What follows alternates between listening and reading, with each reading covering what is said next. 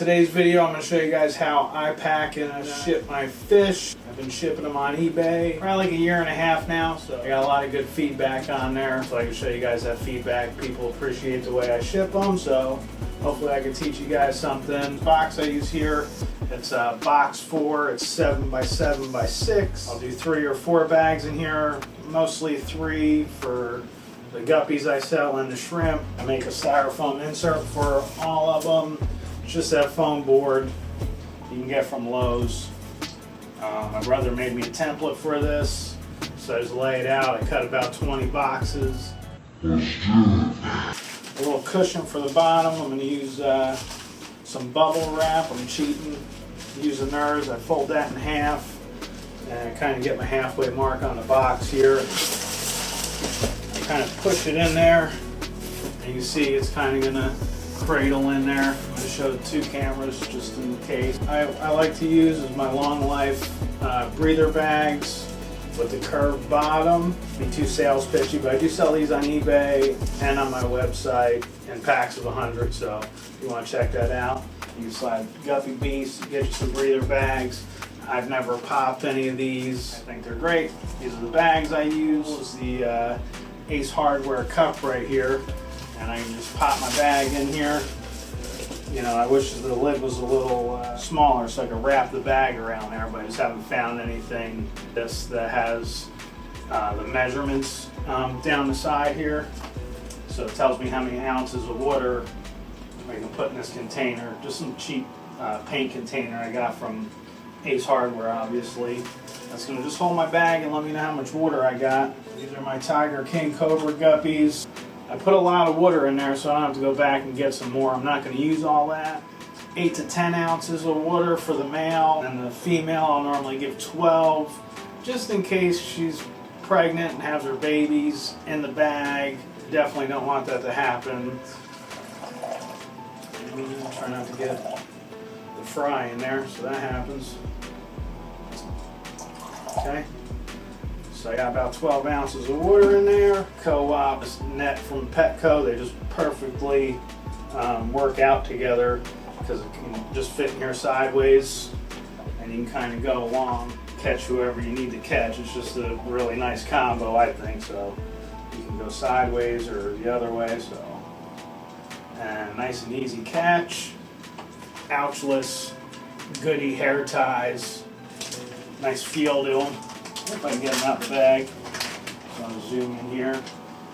They come in a whole bunch of nice colors. There's like 500 of them in there. So sometimes I put 2, sometimes I do 3. It just depends how I feel about the bag.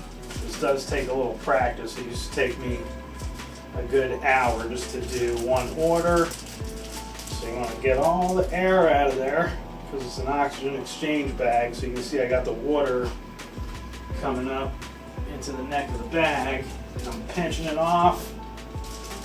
I'm going to dump that out right here. You know, normally I would do most of this. Give your bag 3 or 4 twists. You know, I like to leave it a little mushy so in case the box gets smushed, you're not going to just the bag's going to explode. In with my fingertips here. And I'm not really going to be able to show you, but I'm sure you guys have tied a balloon or have done something similar to this. We're just going to wrap it around on some stuff in here, but like I said, it is what it is. Okay, maybe a knot, just pull it through. Gotta get your teeth on there. Nice and tight knot. So I got my hair tie, and I'm going to put my first rubber band under the knot, and it's probably about 4 or 5. 2. Yeah, and you feel it's starting to get pretty tight. I just went under the knot with it real quick. My second one ready to go here. So now I'm going to twist this down. And I'm just kind of going to make a little handle on my bag and get the second rubber band on there to, and I'll kind of go under and over the knot until it gets a little bit like hard to stretch that hair tie. And there it is. There's my bagged up, ready to go. The other thing I use is the brown paper bags on that bag. So if there is a drip, it's going to show up on my brown bag. Now I'm just going to put an F on the bag. So I'm going to write Fry on here. Pretty cool. They're kind of in their own little aquarium right there. You know, grab it by the top. Just like here, I kind of know where the top and the bottom is, and just kind of roll it up. And it's going to go in my box. It's long ways, facing up. Next one, in the bag.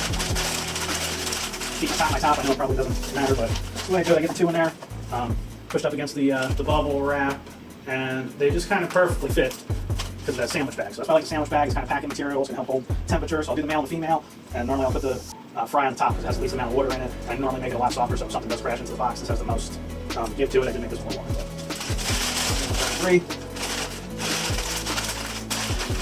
And this one I'm going to kind of gonna separate the two bags that are in there and just kind of nestle it in there. I'm not like jamming it in between them or making a space to try and fit 3.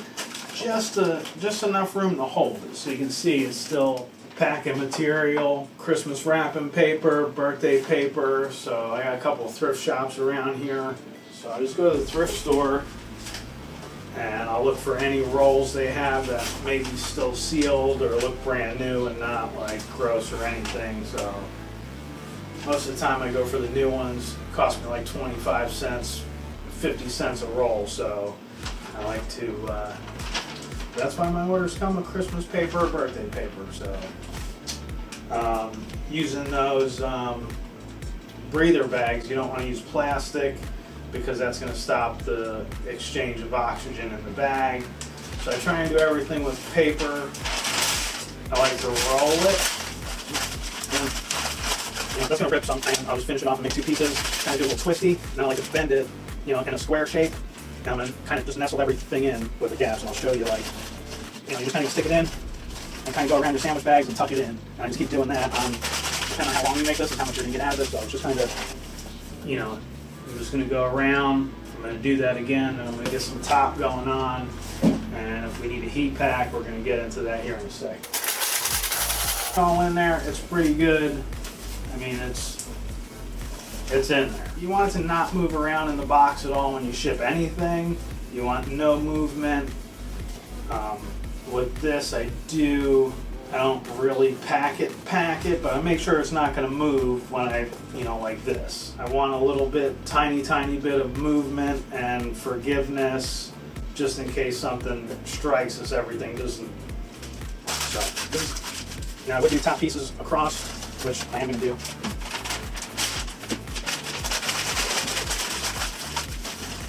It's really nice outside. We don't need the heat pack, so I am packing this to make it without the heat pack. So I'm gonna grab my lid and see how much spring I got here. So we'll take a second for if we're gonna add a heat pack, not just a mock-up heat pack. So this is kind of the finished product. You know, one more ball of paper just so I can kind of push it down a little bit. Not a lot, just I want a little, you know, to seal it all in there. Which at this point, that would be the heat pack, but I'm going to show you how to use one. So with the heat pack, so this is my heat pack. I'm not going to open this because I don't want to waste the heat pack, but you open it up, one side has a red stripe on it. So break it, leave it out for 30 minutes to make sure it's actually a working heat pack. So you're going to find a red stripe on it. That's the side you want facing your fish. So you put it in your bag, you watch where your red side is, okay? And I'll take a marker, and I'll put an X on my bag so now I know what side I need down. So I'll just fold up my bag, you know, make a nice square out of the little room on the ends there. So you take your lid, you put this on your lid that's going to go down. Take your tape and you're going to tape all the way around both sides of this board, not covering the heat pack, just holding the sandwich bag on the very ends of your bag, so you don't tape over the pack, right? and then that's gonna just go ahead and get her in there. So that, yeah, business cards. I like to take my business card right here, you know, a little thank you note and what they ordered. So, and now I got everything in here. I'm gonna take my marker and I'm just gonna write top. Probably look at that and they just roll. So, pull your tape. Good tape is hard to find. Try a couple different kinds of tape until you find a tape that you like and is comfortable to work with.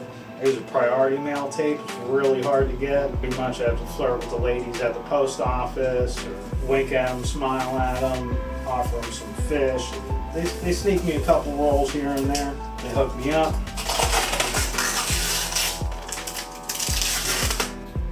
I go around the box that way. Now I'm gonna go around the box the other way.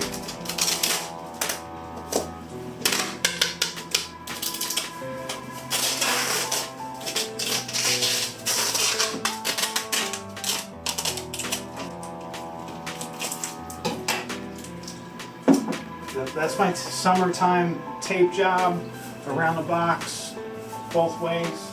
I will put my tape halfway over the top and the side and kind of seal all them air gaps to keep my heat inside the box and the temperature. But in the summertime, that's all the tape you're going to get. And yeah, I'll draw some arrows on here just in case there is people that actually pay attention. To put this on my scale, find out how much it weighs, and print out their shipping label. I'll tape that right to the top of the box, so every time they touch it, they have to scan it, and they're gonna keep the box straight up for most of the part. So I don't do any live fish stickers or nothing like that. I will, their name and address, there's a blank spot, and I'll write, please knock on door, live fish. So the last guy bringing it to the door, that's their mailman. He knows them. He knows, you know, so more than likely he's going to read it. He's probably actually going to care. I like to think the last guy cares. So